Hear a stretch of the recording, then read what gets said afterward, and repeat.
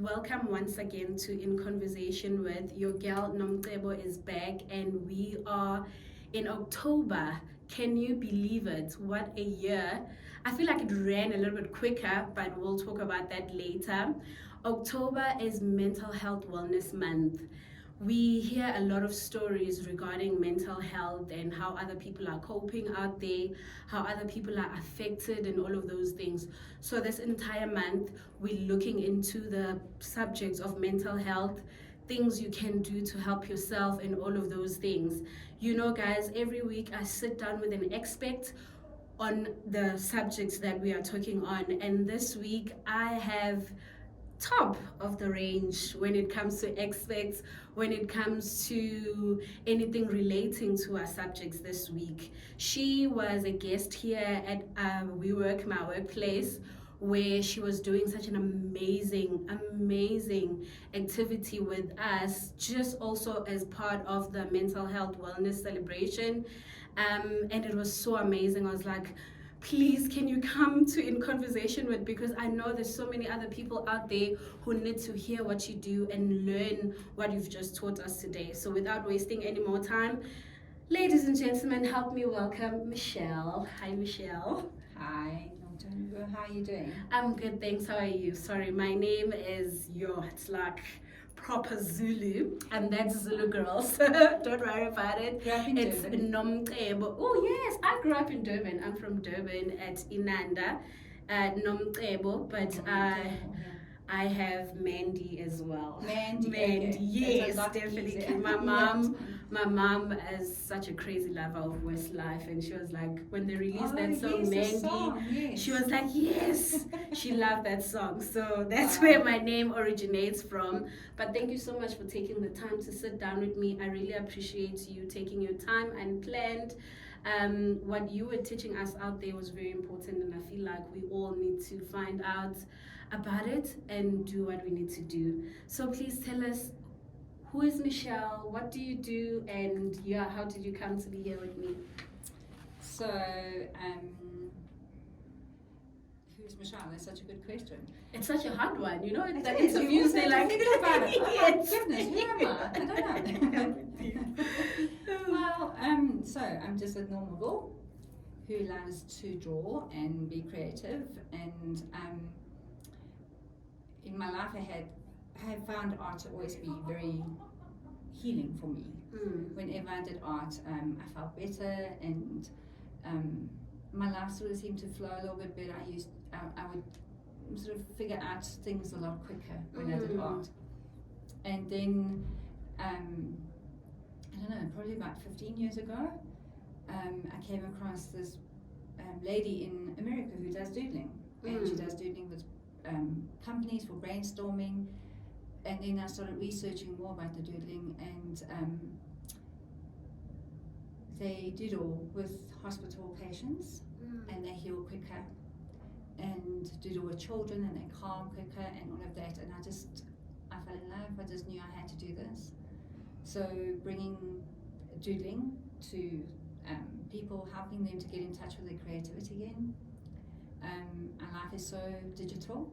Yes, it is. And we spend a lot of time on digital, right? And we're quite addicted to everything digital. It's very easy to get addicted. Yes, we hear right? like exactly, right? Gosh, I have 3 screens in my desk. Right.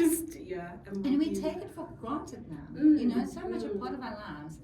But unfortunately, we're losing the ability to be creative. Yes. Unless it's on digital, we're losing the ability to use our hands. And for children, especially when they're growing, when they're small, toddlers, they fine motor skills is very important.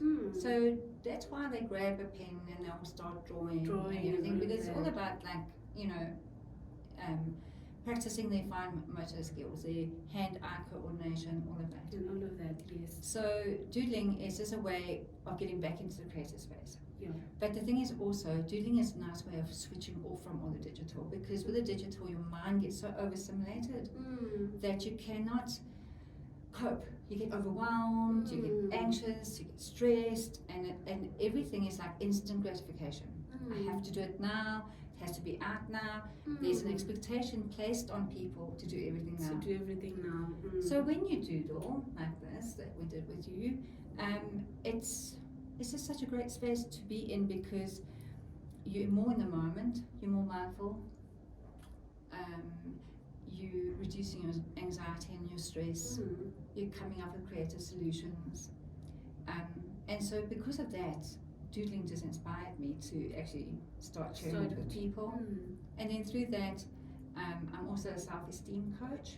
So help people build their self-esteem, help people find themselves, because sometimes we get so lost in what we think the world wants us to be, and we forget who we are. Right? Yes. So and we actually just don't know who we are. We need someone to like navigate and help us through. Right.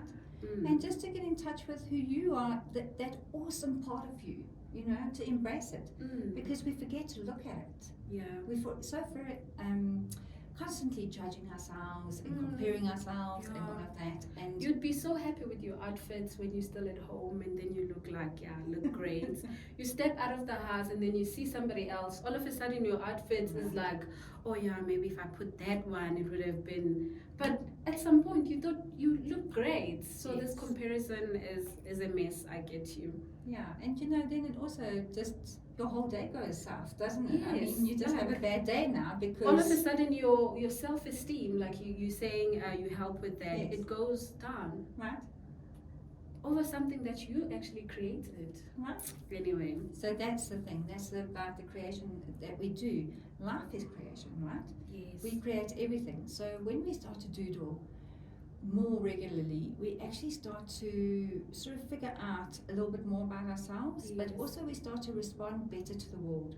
Yes. And the world responds better to us. And then the work that I do through human design, it's a tool that I use to help you understand who you are and to see your beauty, to see your gifts, your strengths, your uniqueness, and what you're bringing to the world. Yeah, I was about to say those aspects about yourself that you discover, they help you be more firm in who you are and what you bring to the table. Yes. It's a round table. We're all sitting here, like with the exercise we're doing. Yes. It looked like we're all doing the same thing, but it came out totally different. Exactly. Because we all have that uniqueness within us, and 100%. you need to know about it and bring it to the table.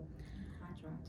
When I was in the activity, a colleague of mine called me and he's like, where are you? I'm like, I'm doodling. So in the simplest term, what is doodling? So doodling is scribbles on a page. Okay, it can be from just a line on a page to squares to flowers to a very complex art form. But you don't have to know art, you don't have to be an artist, you don't have to have studied fine art. Doodling you can do anytime, anywhere. And it's just, you just do like different shapes on a page and you just do lines and then you create a picture from it. So if you doodle on a regular basis, maybe like when you're listening on the phone, you're on the phone to somebody and you're just like, you know, drawing circles on a page or drawing flowers or whatever, that's also a form of doodling. So, you know, it's a form of scribbling. I believe that, so much so, because as much as it's not on pen and paper when you're doing it, some of us have picked up like kind of habits where maybe you'll be in a meeting or in a phone and your mind is already like scribbling things and you're just drawing things. Kids will draw on the wall everywhere in the house. Obviously, you know those ones. But I didn't know it was actually a part of a creative mind working with you, and it did something for your mental health. Guys, these pictures look amazing, but trust me, we started these pictures from one line. Right now you think, these ones, they just put this thing together. No, it started from one line and it built up, you know, and you did give some kind of direction, but somehow we all just took our own directions. And I love what you said. You're like, guys, that's life. If you turn the pattern in the different direction, you can always do it again. Build your own pattern, because life works like that. I didn't know such a seeming small activity is like doing so much for you as a person and obviously your mental health. So for your mental health, neuroscientists have actually done research on this, okay? And they have, so the research has actually definitively found that it reduces your stress and it reduces your anxiety. Yes. So when you are drawing and you're listening on the phone or in a meeting, you're actually retaining information. So you are more able to understand and remember what was done at that in that meeting than somebody who was maybe just watching the speaker listening. So kids are like actually drawing in class, doodling. It's good for them because they are listening and they're actively taking in the information. So with the one line and then the guided doodle that I did, I took the guesswork out of it for you. So that overwhelming of how, what am I going to draw? What should I do now? Yeah. That's taken out. So that allows you to become mindful. Yes. Being in the moment, being present. And when you start to become present and mindful like that, everything around you recedes. The noise, you don't hear it so much anymore. You don't even notice people walking past you. I wouldn't tell you who walked past when we were busy doodling. Okay. You just become so focused on what you're doing and in that moment. And that's the magic of calming you down. Yes. And actually just, allowing you to breathe. Yes. And just allowing you to become less stressful. Gosh, in corporate, we are such a fast-paced people, results-driven, so you're always on the run. There's stairs in this building. I don't know how many times I run up and down these stairs. That's why you have a good figure. Gosh, thank you. Like, you're running up and down these stairs, and you don't even notice all of these things because, like, you're so results-driven.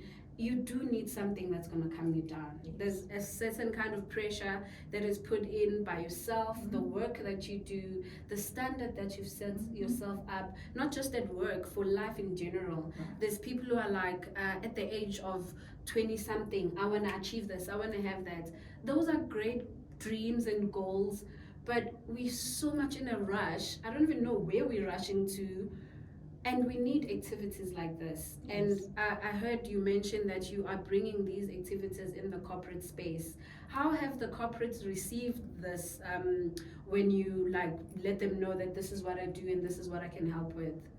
So I do more work overseas actually. They seem to be more open than locally, unfortunately, but it is unfortunate. They just want us to perform.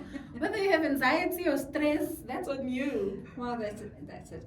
So online experiences I do a lot overseas. And it will be on self-care days. Corporates will book me for this, or it will be before they go into a team building event. And the great thing about this is that when you have drawn and you've done your little doodle, your mind is already primed and you're receptive to what's coming up. So brainstorming takes on a completely different feel because now you have been creative. So now you're thinking out of the box, yes, as opposed to in the box. Okay. So for team building, it's a really great activity to do. It's also a great activity to do to see that everyone on the team can do the same thing, but they will do it their own way. Their own way, yeah. And it helps you to understand how we are so unique in what we do, and we bring our own gift into everything, and it gives you that sort of opportunity to be a bit more tolerant of other people, right? Yeah. So it's really great for that in the corporate world. The other thing that is really great for in the corporate world is to have a little notebook on your desk. If you've had an upsetting phone call, your boss has upset you or colleague has upset you, open your notebook and doodle. Even if you doodle for 5 minutes, you will feel better. Yeah. And if you can do it for 15 minutes a day and you keep a little journal over 3 months, when you look back on your doodles, you'll see how your doodle has changed. Because it reflects the mood of your day. It reflects you.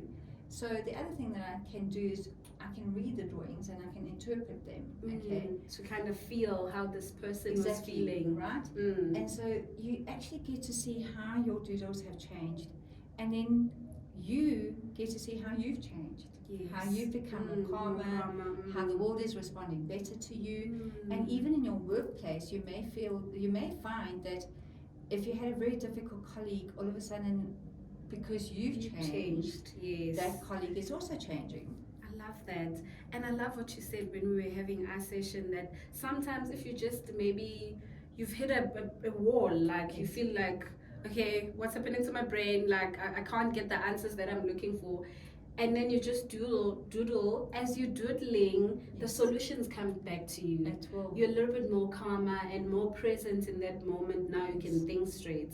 Because I know a lot of us under pressure, we like struggle to think straight. Your boss is sitting here, he wants something, and it's just like, oh my god. And the way it's such a mind game, something so simple becomes difficult. I remember at one point when my boss was sitting with me, we were doing like a very simple document. For some reason, I didn't know how to print anymore. And gosh, everybody knows how to print. It's like so simple where to go. But the pressure in that moment, I started thinking, oh my god, why is this printer not working? He's like, you do need to like switch on the button for it to be able to work. We've all been there, haven't we? So I can understand your mind just, you need to find a space where you can calm your mind, and then it's going to function better. That's basically what we are saying, guys. The calmer your mind is, the more functioning it is. You're not dumb. There's a lot of people who've made a decision in their life that maybe I'm just stupid, maybe I'm just dumb, maybe I just don't know how to do this thing. No, that's not the case. No, you don't need to have a degree in art. You don't need to be an artist. Like Mandy said, you start with one line, and then you create something, and then you build something. So what does mine tell you about my mood? About your mood today? My mood today. Your mood today. Well, actually, no, it tells me more about you. Okay, so I don't know you, but so I can see that you like to be organized, but you are also happy to be sort of like flexible. Yes. Okay. And even though you like to have like things in an order, it's not for you. Like, you're not a neat pin. Okay. If you go home, there's a little bit of mess. It's not going to upset you. Yes. And you can go with the flow. You're very warm, very loving and nurturing. Okay. And you are very extroverted, I can see, very outgoing, very love people, love life, that kind of thing. Okay. I sort of feel this, that when you are actually around people, you pick people up. Your spirit just comes through and you pick people up. And today you were feeling really good about life. I was. Right? Wow, this is so amazing. And it's such a beautiful doodle. And I started with one line, and I just couldn't stop, because the calmness in my mind was like, oh wow, this is amazing. I can keep going on with this. Have you seen any like changes in your personal life since you've gotten into this profession? How has it helped you? I remember you mentioned that also as the more you do it, you become a better person, and the people around you also, they follow in line. They do. So how has it done for you? Well, my family will tell me. They will tell me that I'm a much better person when I've been doodling. Listen, I'm sure we all are. Much better person. But so I've been doing this, and I did art, before this. I mean, I still do art, but I doodle most of the time. And for me, the biggest thing is the healing that takes place. I'm definitely handle stress a lot better. So, for example, I'll give you an example. I went to Macro, and I was there to buy party supplies for my daughter's birthday. And while I was there, I got a phone call from a friend of mine, and she just started shouting at me, and it was quite an upsetting phone call. And so when I put the phone down, I sort of stood there in the middle of Macro and looked around and went, I don't know why I'm here, because I was so like taken aback by this like sort of accusing like note of the phone, and I was like, oh my goodness, I don't know what's going on. Why am I here again? Yeah, I was just so lost at that stage. And then I spotted the wimpy, and I thought, okay, let me go and have a cup of coffee. And I took my notebook out and I doodled on my page, and by the end of the time I had finished my coffee and my doodle, and it was a small notebook. I mean, it was one of these like little small ones. So it wasn't a big page to fill. I felt calmer. I knew why I was there, and I thought, actually, this is her problem, not mine. So I'll deal with it later.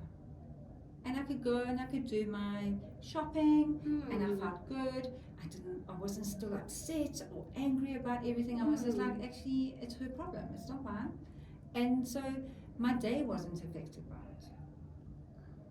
And that's the important thing. It's another person who comes into your space, happy space. You're planning a party for your daughter. So it's an exciting space to be in. And then someone comes in and then says whatever they say, accuse you of whatever, and then with other people it will throw your day off completely. Exactly. Now you're that sad, or now you're this grumpy person in the party. But this is an external person. Why are you allowing that person to come into your space and interfere with your space? But we do. We do all the time. You would be as happy as ever. You walk into the office, someone looks at you the wrong way, next thing your entire day is ruined. Whose problem is it at the end of the day? It becomes your problem. It does. So I love what we are talking about and what doodling is doing for you as a person, and I believe it will do the same for everyone if we could just apply it. People are so stressed out there. People are so angry. You'd see with road rage, like people are going at each other, and when you're actually just sitting there, you're looking, you're like, this is way more than what just happened. This person just cut you off. You can't be going off like this, throwing words that I've never heard in my life. I'm like, people are just under so much pressure, and we're not kind enough to ourselves to take the step back, do activities that work for our mental health, to help ourselves to be a little bit more calmer. Well, that's the thing. You make a better decision when you're more calmer. Conversation or an argument can end well without losing the entire relationship because you took a step back, got a little bit calmer, and then you responded. There's so many things that we say out of anger that we wish we could take back when we've come down. You can't, unfortunately. Those words are there. They're out there already. So that's a great example. Like that person, maybe that, lost it at the road rage, started the morning with all these like micro things that happen throughout the day. So maybe his wife was angry with him. And then his kids were moaning because they were late for school. And then he gets to work and his boss moans because he was late for work. And so on. And then it's like a colleague who maybe just didn't do what he was supposed to do. And these micro things build. And then somebody cuts you off in the traffic and you explode. Whereas if you were just doodling throughout the day, you would be the real you. Because now we just see this monster screaming at everyone on the road, but actually you're not that kind of person. It affects the character, your true character. And no, it does. I mean, it affects everything. And like a lot of people always say, first impressions last. If I see that about you, the next time I see you, I won't even want to go near you because I'm going to be like, oh my God, been there, I've seen that. It's Mental Health Wellness Month. We talking all things mental health. There's so many challenges going around in people's lives relating to mental health. We have suicide cases. We have people changing who they truly are or who we know them as because of all these other things. Mental health is a big conversation to have, and mental illnesses are, because they're not visible to most people, they're not considered as that dangerous. They're not recognized, but we daily realizing that these illnesses are real, and everyone, if you don't allow yourself to be taught and educated about it, you can fall into trap. There's so many young people who will tell you, I'm depressed, I've got anxiety. And the older generation, they even struggle with their kids when someone says, I'm depressed. My grandmother will be looking at you like, where does it hurt? Like, is it your leg? Is it your arm? Where exactly does it hurt? What do you have to be depressed about? Like, I've been taking care of you your entire life. I feed you, and all of those conversations From your experience about teaching people, the classes that you've had and the different kinds of people that you've met, what do you think can be done in terms of bridging that gap between the younger generation and the older generation, in just like understanding that mental illnesses are real? We're not, like the older generation mostly will just tell us that, you guys are just sissies, you guys are just soft, and I can understand to an extent why they will say that, because some of the things that they've had to deal with, if we were to live in that generation, we would not survive. But how do we bridge that gap where the older generation can understand what's happening with the younger generation around mental illnesses, and also for us as the younger generation to know, like, okay, this is mental health. I need to be aware of what I'm doing. I need to be aware on what I'm taking into my mind. Right. What am I reading online? Who am I following? Yes. Where do we draw the line? Because most of these pressures that we're dealing with are not internal. Most of us are just taking, oh, she's doing better than me, now my life is a mess, and we take all these negative things and we put them in ourselves, and then we put ourselves in a hole. Now we can't get out. No, there's lots to unpack there. It was a lot. I'm sorry, I'm so passionate about this conversation. It was a lot to unpack. But I hear you. So first of all, there's always going to be a divide between a younger generation and an older generation, because the older generation can truly not always understand the younger generation because life changes so fast. Yes. And the younger generation don't understand the older generation. I mean, that's just going to be how it is, okay? And older generation is like, whatever. We are older. I bettered you. I can take you out of this world. Well, but I mean, the younger generation go, oh, what do you know? Yes, yeah. We think we know everything. Right. So the thing is, it's about that. In all of that, in everything that you said, it is actually about tolerance. Yes. Okay, and it's about actually understanding that we all come from a different perspective. Yes. So when we understand, you are you, I me, you do you, I do me. That's great. That's a great platform, because that means if you are dressing where I am today, that's perfect with you. If I'm dressing conservatively, that's perfect with me. You. And then, very much now, where we are now in life, is that the older generation weren't taught to show their emotions. Yes. Okay, everything was suppressed. Yeah. Right? The younger generation is a lot more in touch with their emotions, in touch with things are going. But unfortunately, yes, there is a big influence in the world for how I look, what I'm doing, what do I have, that material kind of thing, and it puts a lot of pressure on young people. And that's when we start to become aware of who we are, and knowing our traits and our gifts and what our value is here in life. Knowing that just being here is valuable. Just having this conversation is valuable. You already have more just by being here. And so if you have that, and you know that each person has a value in just being here, then you can actually go, okay, that's great. You do you, I do me. And if you're feeling depressed, how do I help you? I can't change that depression for you, but maybe I can help you by letting you talk to me and just tell me how you feel, and I'll just listen. Because maybe that's all you need, is just somebody just to listen to you. It's not that deep, guys. You don't need, like, I don't know what kind of medication other people will get on. But, you know, there's levels to it. There are levels, right? So maybe it's just that you need somebody to listen. Maybe it is that you have no way of seeing your way out of the darkness. Then yes, maybe I need to take you to go and see somebody and to go onto a medication to help you. Just to help you cope, get you out of the hole, and so that you can build tools in your little toolkit for yourself. You know, it's so important in life to have that. Somebody who sees us, hears us, and acknowledges us. We all want that. It's a basic human need. Okay, and then secondly is to have tools in our toolkit to help ourselves. Yes, I love that.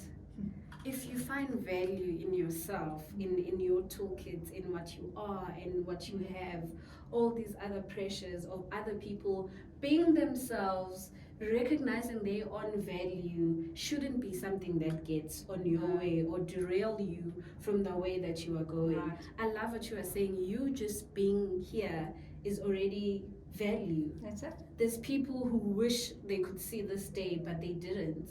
There's people who wish they could get out and walk on the sand or smell the air outside and feel the sun in their skin, but they can't. So the fact that you are here is already a sign that you are valuable. And if you could see all the other people like that as well, yes, your life will be better. Guys, we do not have the solution to mental illnesses. Mm-hmm. We don't. But that's all we are saying today. Find tools in your toolkit that are going to help you cope. absolutely. If you're in a hole and you can't get out, reach out, talk to someone. Yes. There's professionals all rounder just 100%. waiting for you so Yes. that they can help you. Yes. If you need to take a pause, take that pause, get away from the pressure. I always tell my colleagues that, guys, it's so funny how the corporate space works, because the moment you're no longer able to deliver, they're not shy to replace you. Yes. And we cannot say, oh, they're just so cruel. No, the show must go on, the business must go on. Exactly. So you need to take care of yourself so you can do. continue to deliver, 100%. continue to be a good mother, continue to be a good father, continue to be a good wife, a good husband, a good child, a good colleague, a good worker, Exactly. a good friend. You cannot keep on just taking out and you're not feeling anything in. 100%. What are you expecting? What's going to happen Right. with you? That's true. Guys, what a powerful conversation. Michelle, thank you so much for your time. Thank you for Sitting inviting down me. with us and teaching us these things. Doodling, oh my God. If I just saw in passing, I was just going to be like, okay, how is that going to help me? But the knowledge that you've provided today, I hope you guys did receive the knowledge that we're provided with today. It's really going to help you. It's really going to change your life. It changed my day. Like, I feel so amazing, so ready to take on the world. And all it took is a paper and some nice colors and a professional to guide me in terms of how is this going to help me. I'm more calmer. Like right now, you can throw anything at me. I'm just going to be like, sure. I'm at my best. I'm so glad to hear that. And it took your expertise. So thank you so much. How do we get in touch with you? Where's your current work? And how do we book even if we want to get in touch? Okay, so you can WhatsApp me on 082 330 9887. My website is www.livestudio.co.za, and I am also on Facebook and Instagram. Yes. At Live Studio 101. Love it. And that's My on name, LinkedIn. Michelle Joubert, on LinkedIn. That is it, guys, from us. You go out there and be your best and make sure that you are in a mental state that allows you to pour out when you've already filled yourself up. Yes. As we're celebrating Mental Wellness Month, check in with yourself, check where you are, check how you are doing, and make sure that when you step out there, you're giving nothing but the best. Not from an empty cup, but from a very overflowing cup. Yeah. Michelle was here with us. She shared her information with you guys. Get in touch with her. Send in those comments. I will find Michelle to answer your question. I'll make sure that she gives us the answers.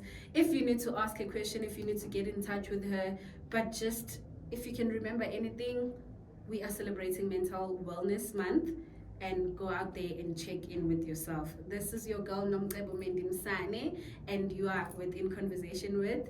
Thank you to my guest. We love you, Michelle. Thank you, Guys, Angie. we are out of here. Bye. Bye bye.